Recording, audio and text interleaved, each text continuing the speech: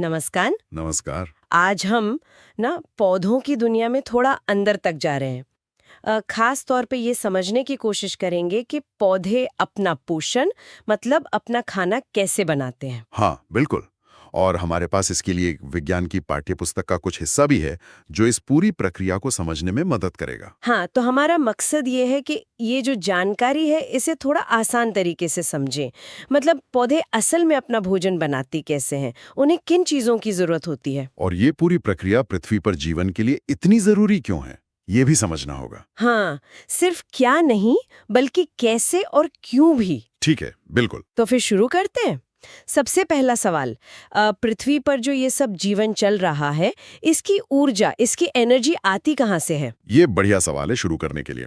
और जवाब सीधा सा है, सूरज। सूरज। हाँ जी, सूर्य। लगभग हर जीवित चीज जो हम देखते हैं वो अपनी ऊर्जा के लिए सीधे या घुमा फिरा कर सूरज पर ही निर्भर है। ये हमारे ग्रह के लिए कह सकते हैं ऊर्जा का अल्टीमेट सोर्स और यहीं पर पौधे आ जाते हैं। है ना? वो इस सूरज की ऊर्जा को पकड़ते हैं। यहीं से वो कहानी शुरू होती है जिसे हम प्रकाश संश्लेषण कहते हैं। बिल्कुल सही। हरे पौधे ना कमाल के होते हैं। वो सूरज की रोशनी को इस्तेमाल करके बिल्कुल साधारण चीजों से जैसे हवा और पानी अपना खाना बना लेते हैं। अच्छा। इसी प्रक्रिया को प्रकाश संश्लेषण या फोटोसिंथेसिस कहते हैं। और ये सिर्फ एक प्रोसेस नहीं है, ये तो पृथ्वी पर जीवन का आधार है। तो इस फोटोसिंथेसिस के लिए पौधों को क्या-क्या चाहिए? मतलब क्या है इसके मुख्य इंग्रेडिएंट्स? मोटे तौर पर 3 चीजें। एक तो जैसा हमने कहा सूरज की रोशनी, ये एनर्जी सोर्स है। ठीक है। दूसरा कार्बन डाइऑक्साइड गैस, ये वो हवा से लेते हैं। पत्तियों में छोटे-छोटे छेद होते हैं, स्टोमेटा, उनके जरिए। स्टोमाटा। हाँ, और तीसरा पानी, हम्म। जो वो अपनी जड़ों से जमीन से खींचता है। ये तीनों चीजें एक तरह से कच्चा माल है। और पत्तियों का हरा रंग, वो क्लोरोफिल जिसकी बात हम स्कूल में पढ़ते थे, क्या वो सिर्फ रंग है या उसका भी कोई रोल है इसमें? अरे वो सिर्फ रंग नहीं है, वो तो इस पूरी पिक्चर का हीरो है, क्लोरोफिल। अच्छा। ये जो हरा पिगमेंट है ना पत्तियों में, क्लोरोफिल, हम्म। ये असल में सोलर पैनल जैसा काम करता है। यही सूरज की रोशनी की एनर्जी को पकड़ता है, उसे सोखता है। ओ। इसी एनर्जी का इस्तेमाल करके फिर पौधा कार्बन डाइऑक्साइड और पानी को भोजन में बदलता है। अगर क्लोरोफिल ना हो तो पौधा धूप में खड़ा रहे पर भूखा ही रह जाएगा। ये तो बड़ा दिलचस्प है। मतलब क्लोरोफिल एक तरह का एनर्जी कन्वर्टर है। तो ठीक है, कच्चा माल हो गया पानी, कार्बन डाइऑक्साइड, और क्लोरोफिल ने पकड़ ली सूरज की एनर्जी। इससे बनता क्या है आखिर में? फाइनल प्रोडक्ट होता है कार्बोहाइड्रेट्स। हम्म। ग्लूकोज समझ लीजिए, एक तरह की चीनी। अच्छा, ग्लूकोज। हाँ, ये पौधों का फौरी एनर्जी सोर्स है। बाद में पौधे इसे स्टार्च जैसे थोड़े और कॉम्प्लेक्स कार्बोहाइड्रेट में बदलकर स्टोर भी कर लेते हैं, जैसे जड़ों में, फलों में, बीजों में। हाँ हाँ। और यही कार्बोहाइड्रेट्स हैं जो पूरी फूड चेन का बेस बनते हैं।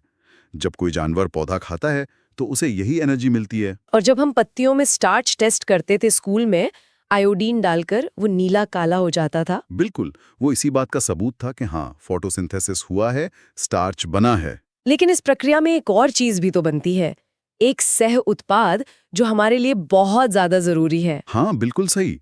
और वो है ऑक्सीजन गैस। ऑक्सीजन। हाँ, पौधे जब पानी के मॉलिक्यूल H2O को तोड़ते हैं ना खाना बनाते वक्त, तो ऑक्सीजन O2 गैस रिलीज होती है। इसे वो स्टोमेटा के जरिए ही वापस हवा में छोड़ देते हैं। कमाल है। अब सोचिए, हमारे वायुमंडल में जो ये करीब 21% ऑक्सीजन है, ये करोड़ों सालों से पौधों के इसी काम का नतीजा है। इसी में हम सांस लेते हैं। ये सोचना ही हैरत अंगेज है। लेकिन एक सवाल और, क्या पौधों का काम सिर्फ कार्बोहाइड्रेट बनाने से हो जाता है? जैसे हमें तो प्रोटीन, फैट, विटामिन, मिनरल सब चाहिए होता है एक बैलेंस डाइट के लिए। क्या पौधों को भी कार्बोहाइड्रेट के अलावा कुछ और चाहिए? ये बहुत जरूरी सवाल है। बिल्कुल चाहिए होता है। कार्बोहाइड्रेट्स तो एनर्जी दे देते हैं, लेकिन पौधों को बढ़ने के लिए, अपने सेल्स बनाने के लिए और भी बहुत कुछ चाहिए। उन्हें भी प्रोटीन, फैट्स, मिनरल्स चाहिए होते हैं, हमारी ही तरह। जैसे कि? जैसे प्रोटीन बनाने के लिए उन्हें नाइट्रोजन चाहिए। अब कार्बोहाइड्रेट में तो सिर्फ कार्बन, हाइड्रोजन, ऑक्सीजन होते हैं, नाइट्रोजन नहीं होती। नाइट्रोजन, वो तो हवा में सबसे ज्यादा है, करीब 78%। तो पौधे सीधे हवा से क्यों नहीं ले लेते? हाँ, यही पेंच है। हवा में नाइट्रोजन होती है N2 गैस के रूप में। इसके दो एटम बहुत मजबूती से जुड़े होते हैं। अच्छा। पौधे इस N2 गैस को सीधे इस्तेमाल नहीं कर सकते, वो इसे तोड़ नहीं पाते।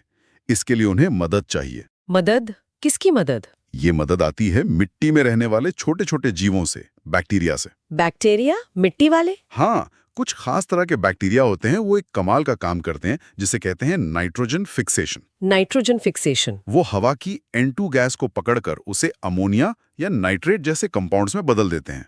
ये वो फॉर्म है जिसे पौधे अपनी जड़ों से पानी के साथ आसानी से सोख सकते हैं। अरे वाह!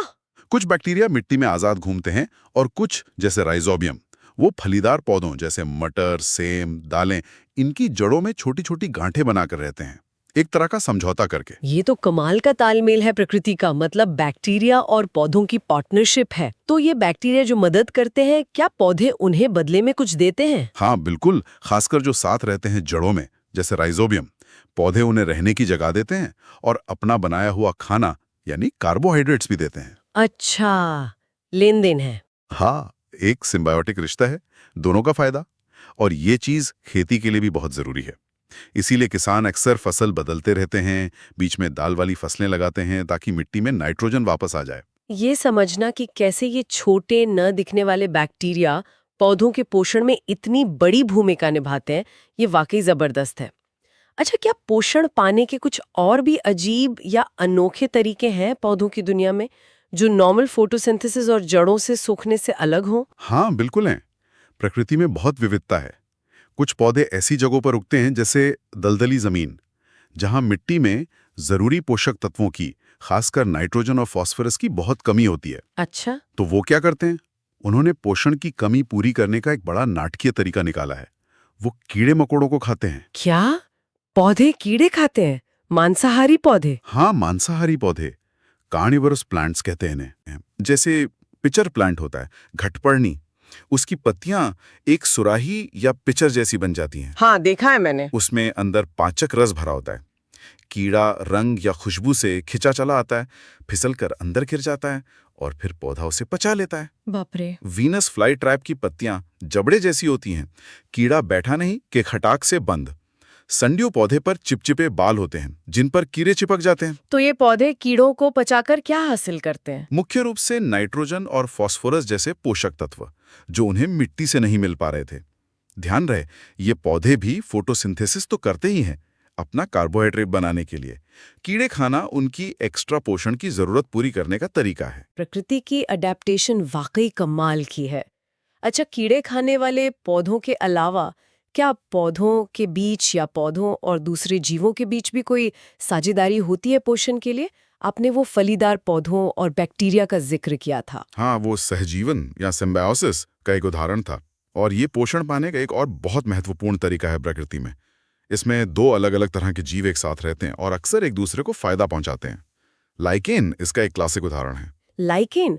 वो जो पेड़ों की छाल या पत्थरों पर चिपके रहते हैं, रंगीन से पैच? हाँ वही। लाइकेन असल में कोई एक जीव नहीं है, वो शैवाल, एल्गी और कवक, फंगस का एक बहुत करीबी सहजीवी रिश्ता है।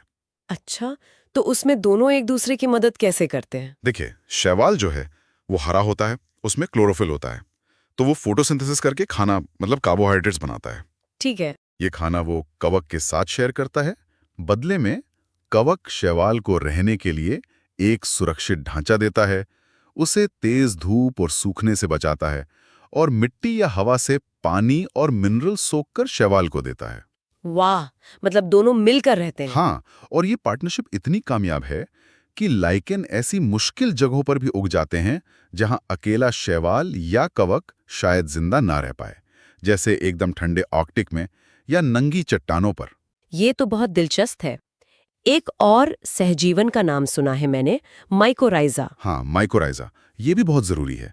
ये पौधों की जड़ों और मिट्टी में रहने वाले कुछ खास तरह के कवकों के बीच का रिश्ता है। इसमें क्या होता है? कवक के जो बारीक धागे होते हैं ना, हाइफी, वो जड़ों से भी कई ज्यादा दूर तक मिट्टी में फैल जाते हैं। वो पौधे के लिए पानी और खासकर फास्फोरस जैसे पोषक तत्व सोखने में बहुत मदद करते हैं, जिन्हें पौधा शायद खुद उतनी आसानी से नहीं ले पाता। और बदले में कवक को? बदले में पौधा कवक को अपने फोटोसिंथेसिस से बनाया हुआ कार्बोहाइड्रेट देता है। ये रिश्ता लगभग 80 से 90% जमीनी पौधों में पाया जाता है। उनके अच्छे स्वास्थ्य और पोषण के लिए ये बहुत महत्वपूर्ण है। तो मतलब पोषण के कितने अलग-अलग तरीके हैं? सिर्फ फोटोसिंथेसिस नहीं, बैक्टीरिया की मदद, कीड़े खाना, फंगस के साथ पार्टनरशिप। बिल्कुल। ये सारे उदाहरण दिखाते हैं कि पोषण हासिल करना पौधों के लिए कितना जटिल और विविध हो सकता है। उन्होंने जिंदा रहने और फलने फूलने के लिए गजब की रणनीतियां विकसित की हैं। तो अगर हमें सारी बातचीत को समेटें तो क्या मुख्य बातें निकल कर आती हैं? पौधे सिर्फ हरे भरे नहीं हैं, वो तो बहुत ही जटिल और कुशल मशीनें हैं। बिल्कुल। हमने देखा कि पौधे सूरज की रोशनी को केमिकल एनर्जी में बदलने के लिए फोटोसिंथेसिस का इस्तेमाल करते हैं, कार्बन डाइऑक्साइड और पानी से अपना खाना यानी कार्बोहाइड्रेट्स बनाते हैं और सबसे जरूरी ऑक्सीजन छोड़ते हैं। हाँ, और इसमें क्लोरोफिल का रोल हीरो वाला है, जो सूरज की एनर्जी पकड़ता है। सही। फिर हमने समझा कि सिर्फ कार्बोहाइड्रेट काफी नहीं है, उन्हें नाइट्रोजन जैसे दूसरे पोषक तत्व भी चाहिए जो वो सीधे हवा से नहीं ले पाते। और यहाँ मिट्टी के बैक्टीरिया उनकी मदद करते हैं नाइट्रोजन फिक्सेशन से। बिल्कुल। और फिर हमने कुछ अनोखी रणनीतियां भी देखी, जैसे कीड़े खाने वाले पौधे जो पोषक तत्वों की कमी वाली मिट्टी में सरवाइव करते हैं। और लाइकेन और माइकोराइजा जैसे सहजीवी रिश्ते, जहाँ अलग अलग जीव एक दूसरे की मदद करते हैं। हाँ, ये सब दिखाता है कि पौधे कैसे एक दूसरे पर और दूसरे जीवों पर निर्भर हैं। ये तो साफ है कि पौधे हमारे इकोसिस्टम की बुनियाद हैं। वो सिर्फ खाना और ऑक्सीजन ही नहीं बनाते, बल्कि पोषक तत्वों को रिसाइकल करने में भी बहुत अहम भूमिका निभाते हैं। उनके बिना तो जीवन वैसा नहीं होता जैसा हम जानते हैं। बिल्कुल नहीं। आज हमने पौधों के पोषण की इस दुनिया की कुछ परतें खोली, जो ऊपर से तो सामान्य लगती है, पर अंदर से विज्ञान और प्रकृति के अद्भुत तालमेल से भरी है। हाँ, और जाते जाते एक बात सोचने के लिए छोड़ते हैं। जब हम फोटोसिंथेसिस की बात करते हैं तो हम अक्सर ये नहीं सोचते कि ये कितना एफिशिएंट है। असल में पौधे सूरज से मिलने वाली कुल एनर्जी का बहुत छोटा सा हिस्सा, शायद 1-2% ही खाने में बदल पाते हैं। सिर्फ 1-2%? हाँ, लेकिन कमाल देखिए, यही छोटी सी एफिशिएंसी पूरी पृथ्वी पर जीवन चलाने के लिए काफी है। कभी सोचिए, अगर ये प्रक्रिया थोड़ी ज्यादा कुशल होती या थोड़ी कम कुशल होती तो हमारी दुनिया, हमारा जीवन कैसा होता। ये याद दिलाता है कि जीवन कितने नाजुक संतुलन पर टिका है। वाकई सोचने वाली बात है।